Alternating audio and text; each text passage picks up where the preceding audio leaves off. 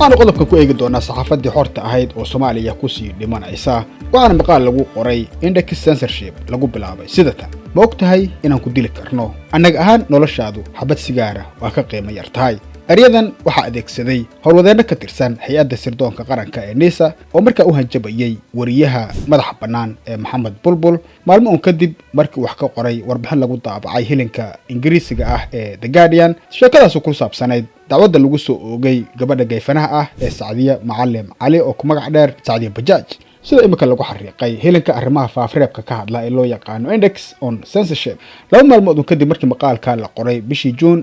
sanadkan 2016 Bulbul ayaa isaga oo ay wehliyaan laba wariye oo kale waxay ka cunteynayaan makhaayad ku taala agagaarka xaafadda Soobe ee magaalada Muqdisho markay u soo galeen ciidan hubaysan oo xiran maaskar madow toos ay miiskan u soo abaareen iyagoo ku qaylinaya istaag